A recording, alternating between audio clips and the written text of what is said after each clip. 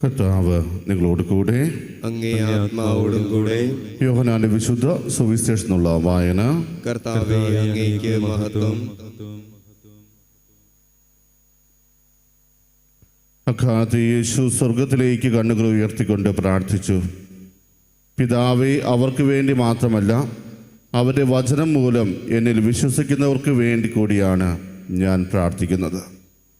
അവരെല്ലാവരും ഒന്നായിരിക്കാൻ വേണ്ടി പിതാവേ, അങ്ങ് എന്നിലും ഞാൻ അങ്ങിലും ആയിരിക്കുന്നത് പോലെ അവരും നമ്മിൽ ആയിരിക്കുന്നതിനും അങ്ങനെ അവിടുന്ന് എന്നെ അയച്ചുവെന്ന് ലോകം അറിയുന്നതിനും വേണ്ടി ഞാൻ പ്രാർത്ഥിക്കുന്നു. നാം ഒന്നായിരിക്കുന്നത് പോലെ അവരും ഒന്നായിരിക്കുന്നതിന് അങ്ങ് എനിക്ക് തന്ന മഹത്വം അവർക്ക് ഞാൻ നൽകിയിരിക്കുന്നു. അവർ പൂർണ്ണമായും ഒന്നാകേണ്ടതിന് ഞാൻ അവരിലും അവിടുന്ന് എന്നിലും ആയിരിക്കുന്നു. അങ്ങനെ അങ്ങ് എന്നെ അയച്ചുവെന്നും അങ്ങ് എന്നെ സ്നേഹിച്ചതുപോലെ തന്നെ അവരെയും സ്നേഹിച്ചുവെന്നും ലോകം അറിയട്ടെ. പിതാവേ, ലോക സംസ്ഥാപനത്തിന് മുമ്പ് എന്നോടുള്ള അവിടുത്തെ സ്നേഹത്താൽ അങ്ങ് എനിക്ക് മഹത്വം നൽകി. അങ്ങ് എനിക്ക് നൽകിയവരും അത് കാണാൻ ഞാൻ ആയിരിക്കുന്നിടത്ത് എന്നോടുകൂടെ അവരും ആയിരിക്കണമെന്ന് ഞാൻ ആഗ്രഹിക്കുന്നു. നീതിമാനായ പിതാവേ, ലോകം അങ്ങേ അറിഞ്ഞിട്ടില്ല, എന്നാൽ ഞാൻ അങ്ങേ അറിഞ്ഞിരിക്കുന്നു. എന്നെ അവിടുന്നാണ് അയച്ചതെന്ന് ഇവരും അറിഞ്ഞിരിക്കുന്നു. അങ്ങയുടെ നാമം അവരെ ഞാൻ അറിയിച്ചു. അവിടുന്ന് എനിക്ക് നൽകിയ സ്നേഹം അവരിൽ ഉണ്ടാകേണ്ടതിനും ഞാൻ അവരിൽ ആയിരിക്കേണ്ടതിനുമായി ഞാൻ ഇനിയും അത് അറിയിക്കും. കർത്താവിൻ്റെ സുവിശേഷം. ക്രിസ്തുവേ, അങ്ങേക്ക് സ്തുതി. മിശിഹായിൽ എത്രയും സ്നേഹമുള്ളവരെ, തിരുസഭാ മാതാവ് ഇന്ന് നമ്മുടെ വിശുദ്ധരാത്രിയായിട്ട് നമുക്ക് നൽകിയിരിക്കുന്ന വചനഭാഗം യോഹന്നാന്റെ സുവിശേഷം 17-ാം അധ്യായം 20 മുതൽ 26 വരെയുള്ള തിരുവചനങ്ങളാണ്. നമുക്കറിയാം, യോഹന്നാന്റെ സുവിശേഷം 17-ാം അധ്യായം യേശു നടത്തുന്ന ഒരു പ്രാർത്ഥനയാണ് വിവരിച്ചിരിക്കുന്നത്. കഴിഞ്ഞ ദിവസത്തെ വായനയിൽ നമ്മൾ കാണുക, യേശു തൻ്റെ പ്രിയ ശിഷ്യന്മാർക്ക് വേണ്ടി പ്രാർത്ഥിക്കുന്നതാണ്. ഇന്നത്തെ സുവിശേഷ ഭാഗത്തിൻ്റെ തുടക്കത്തിൽ തന്നെ പറയുന്നുണ്ട്, ഞാൻ അവർക്ക് വേണ്ടി മാത്രമല്ല, അവരുടെ വചനം മൂലം എന്നിൽ വിശ്വസിക്കുന്നവർക്ക് വേണ്ടി കൂടിയാണ് പ്രാർത്ഥിക്കുന്നത്. പ്രിയമുള്ളവരെ, ആ ഒരു അർത്ഥത്തിൽ നമ്മൾ നോക്കുമ്പോൾ പിതാവായ ദൈവത്തോട് യേശുനാഥൻ പ്രാർത്ഥിച്ചത് നമുക്ക് വേണ്ടി കൂടിയാണ് എന്ന് തിരിച്ചറിയുവാൻ നമുക്ക് സാധിക്കും. കാരണം തൻ്റെ ശിഷ്യന്മാരാൽ ആകർഷിക്കപ്പെട്ടാണ് നാം ഓരോരുത്തരും ഇന്ന് ഈ ഒരു അവസ്ഥയിൽ ആയിരിക്കുക, അല്ലെങ്കിൽ ഒരു ക്രിസ്ത്യാനിയായി തീർന്നിരിക്കുക. അതുകൊണ്ട് തന്നെ ഇത് മുൻകൂട്ടി കണ്ടുകൊണ്ട് യേശു നമുക്ക് വേണ്ടി കൂടി പ്രാർത്ഥിച്ചിരിക്കുന്നു എന്ന് നാം തിരിച്ചറിയുക. യേശു പ്രധാനമായും പ്രാർത്ഥിച്ചത് സഭയുടെ ഐക്യത്തിന് വേണ്ടിയാണ്. തൻ്റെ ശിഷ്യന്മാരുടെ ഇടയിൽ ഐക്യമുണ്ടാകണം, ശിഷ്യന്മാരാൽ ആകർഷിക്കപ്പെട്ട് സഭയോട് ചേർന്ന വ്യക്തികളിലും ഐക്യമുണ്ടാകണം എന്ന് ആഗ്രഹിച്ച് പ്രാർത്ഥിക്കുക. പിതാവും ഞാനും ഒന്നായിരിക്കുന്നത് പോലെ അവരും ഒന്നായിരിക്കേണ്ടതിന് വേണ്ടി ഞാൻ പ്രാർത്ഥിക്കുന്നു. പ്രിയമുള്ളവരെ, ഇന്ന് ആ പ്രാർത്ഥന അതിൻ്റെ പൂർണ്ണതയിൽ അനുഭവിക്കുവാൻ നമുക്ക് സാധിക്കുന്നുണ്ടോ, അല്ലെങ്കിൽ അതിൻ്റെ പൂർണ്ണ ഫലം നമ്മുടെ ഓരോരുത്തരും ജീവിതത്തിലേക്ക് ലഭിച്ചിട്ടുണ്ടോ എന്ന് ചിന്തിക്കുന്നത് വളരെ നല്ലതാണ്. സഭയിൽ തന്നെ ഐക്യമില്ലാത്ത അവസ്ഥ കടന്നു വരുമ്പോൾ പ്രിയമുള്ളവരെ, നമ്മൾ മറ്റുള്ളവരുടെ മുമ്പിൽ നമ്മളെ തന്നെ പരിഹാസപാത്രമാക്കി മാറ്റുകയാണ്. മറ്റുള്ളവരുടെ മുമ്പിൽ നമുക്ക് നിവർന്നു നിന്ന് ഞാനൊരു ക്രിസ്ത്യാനിയാണ് എന്ന് പറയുവാൻ പറ്റാത്ത വിധം സഭയിൽ തന്നെ അങ്ങോട്ടും ഇങ്ങോട്ടും വഴക്കുണ്ടാക്കുന്ന ഒരവസ്ഥയിലേക്ക് നാം കടന്നു ചെല്ലുന്നുണ്ടെങ്കിൽ ക്രിസ്തുവിൻ്റെ പ്രാർത്ഥന നമ്മുടെ ജീവിതത്തിൽ വലിയ ഫലം തന്നിട്ടില്ല എന്നാണ് നാം മനസ്സിലാക്കേണ്ടത്.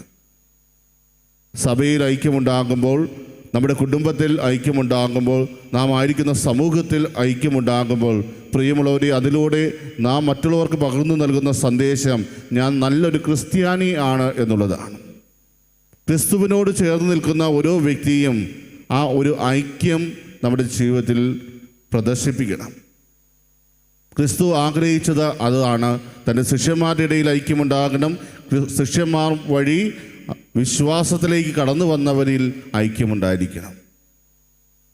പ്രിയമുള്ളവരെ, ആ ഐക്യം ഇന്ന് എങ്ങനെയെങ്കിലും നമ്മുടെ കുടുംബത്തിൽ നിന്ന് നഷ്ടമാകുന്നുണ്ടെങ്കിൽ, നാം ആയിരിക്കുന്ന സമൂഹത്തിൽ നിന്ന് നഷ്ടമാകുന്നുണ്ടെങ്കിൽ, നാം ആയിരിക്കുന്ന സഭയിൽ അത് നഷ്ടമാകുന്നുണ്ടെങ്കിൽ അതിന് ഉത്തരവാദിത്വം ഏറ്റെടുക്കേണ്ടത് നാം ഓരോരുത്തരുമാണ്. നമ്മുടെ പ്രവർത്തനങ്ങളാണ് ഒരുപക്ഷെ നമ്മുടെ സമൂഹത്തിൽ ഐക്യമില്ലാത്ത അവസ്ഥയിലേക്ക് എത്തിക്കുന്നത്. എൻ്റെ ചിന്താഗതികളായിരിക്കാം, മനോഭാവങ്ങളായിരിക്കാം, അത് സഭയിൽ ഒത്തിരിയേറെ കോട്ടങ്ങൾ കൊണ്ടുവരുന്നുണ്ട്. ചില വ്യക്തികൾ സഭയെ നന്നാക്കുവാൻ വേണ്ടി ഇറങ്ങിത്തിരിക്കുമ്പോൾ ഒത്തിരിയേറെ ഐക്യമുണ്ടാക്കുവാൻ വേണ്ടി ഇറങ്ങും. പക്ഷേ ഇറങ്ങുന്ന വേളയിൽ അവർ ചെയ്യുന്നത് എന്താണ്? ആ ഉള്ള ഐക്യം കൂടി നഷ്ടപ്പെടുത്തുന്ന രീതിയിലാണ്. കാരണം അവർ പാരമ്പര്യത്തെക്കുറിച്ച് കൂടുതലായിട്ട് സംസാരിക്കും. അവർ ഒത്തിരിയേറെ നല്ല കാര്യങ്ങളെക്കുറിച്ച് പറയുന്നതിന് പകരം സഭയിൽ മുമ്പുണ്ടായിരുന്ന കാര്യങ്ങളെക്കുറിച്ച് പറയും. എന്നാൽ ഇപ്പോൾ സഭ ഏത് രീതിയിലാണ് മുന്നോട്ട് പോകേണ്ടത് എന്നതിനെക്കുറിച്ച് ചിന്തിക്കില്ല. ആദിമസഭയിലും ആ ഒരു വ്യത്യാസം നമുക്ക് കാണുവാൻ സാധിക്കും. ആദ്യം വിശ്വാസത്തിലേക്ക് കടന്നു വന്നവർ പരിച്ഛേദനം ചെയ്ത് ആദ്യം യഹൂദരായിട്ട് മാറട്ടെ, അതിനുശേഷം ഈ വിശ്വാസ സമൂഹത്തിൽ ചേർക്കട്ടെ എന്നാണ് അവർ വാദിച്ചത്. എന്നാൽ യേശു ഒരിക്കലും അത് ആഗ്രഹിക്കുന്നില്ല എന്ന് പറഞ്ഞുകൊണ്ട് എതിർക്കുന്ന അപ്പസ്തോലന്മാരെയും പൗലോസ്ലീഹായെയും നമുക്ക് അപ്പസ്തോല പ്രവർത്തനങ്ങൾ കാണുവാൻ സാധിക്കും. പരിച്ഛേദനം ചെയ്തവരും ചെയ്യാത്തവരും തമ്മിൽ ഒത്തിരിയേറെ ബഹളമുണ്ടാക്കുന്ന ഒരവസ്ഥയുണ്ടായിരുന്നു ആദിമസഭയിൽ. പിന്നീട് അതല്ല, ക്രിസ്തുവിൻ്റെ നാമത്തിൽ വിശ്വാസം സ്വീകരിക്കുന്ന എല്ലാവരും തന്നെ ക്രിസ്ത്യാനികളാണ്, അല്ലെങ്കിൽ ആ സഭയിലെ അംഗങ്ങളാണ് എന്ന രീതിയിലേക്ക് വന്നപ്പോൾ അവർ പതിയെ ആ ഒരു ചിന്താഗതി അവരുടെ ജീവിതത്തിൽ നിന്ന് മാറ്റിവെക്കാൻ തുടങ്ങി.